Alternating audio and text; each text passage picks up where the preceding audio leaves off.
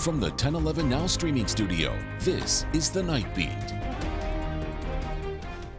Good evening, I'm Danielle Shenk with your headlines for Thursday, May 1st. After months of debate, a bill to regulate medical marijuana in Nebraska is heading to the legislative floor. Senators did make a compromise to allow up to 2 ounces of marijuana flower, but only for vaporizing, not smoking. The bill also excludes PTSD from the list of qualifying conditions. Senator Rick Holcroft expects floor debate to begin later this month. While that bill heads to the floor, lawmakers still face a major task, closing a $262 million budget gap. They're on break until Tuesday to review budget bills with 4 weeks left in the session. Also happening at the state capitol, Governor Jim Pillen appointed Kearney Police Chief Brian Waugh as the next Nebraska State Patrol superintendent. Waugh will replace Colonel John Bolduc, who's retiring after leading the patrol since 2017. Waugh, a 30-year law enforcement veteran, plans to prioritize recruitment, retention, and community partnerships. My goals as the Colonel of the Nebraska State Patrol are simple. We will honor the past, we will live the present, and we will reimagine our future together. Waugh will officially take over in June. Lieutenant Colonel Jeff Roby will serve as acting superintendent in the meantime.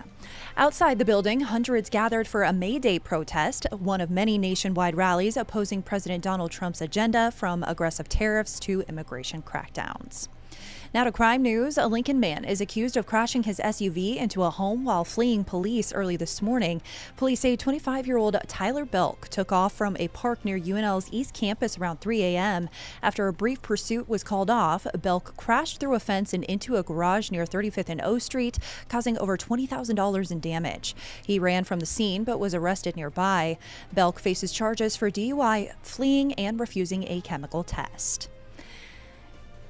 And a Lincoln man is back in jail facing 16 charges of violating a protection order and 1 count of criminal mischief. Since January, 20-year-old Mason Anthony has racked up multiple charges, including damaging property, harassment, and repeated contact with the woman who filed the order.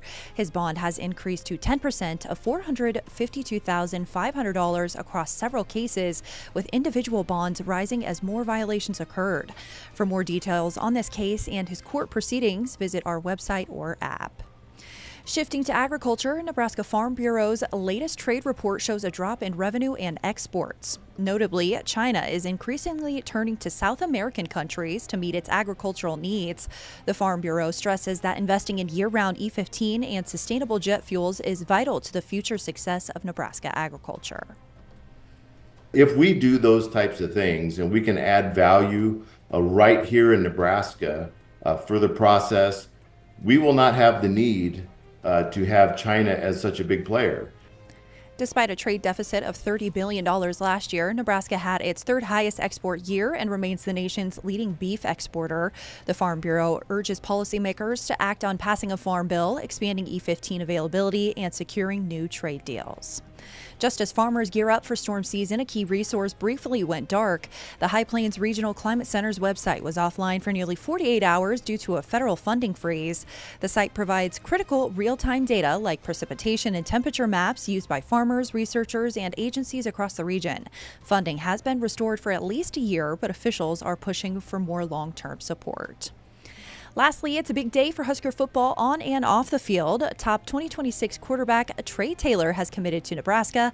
He chose the Huskers over Illinois, Texas A&M, and LSU. Ranked number 3 in his class by 247 Sports, Taylor joins Dylan Raiola in a stacked QB room. He credits Matt Rule, NFL Dreams, and the best fans in college football for his decision. Meanwhile, renovations are underway at Memorial Stadium. The field has been stripped to concrete as new turf installation begins, and the grass practice fields outside the Osborne Legacy Complex are also being redone. Rounding out your night beat is a check of the 7-day forecast.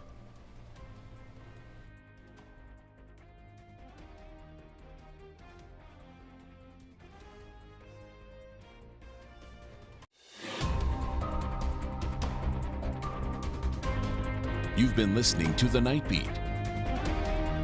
Watch, listen, and stream on the 1011 app on YouTube or wherever you get your podcasts.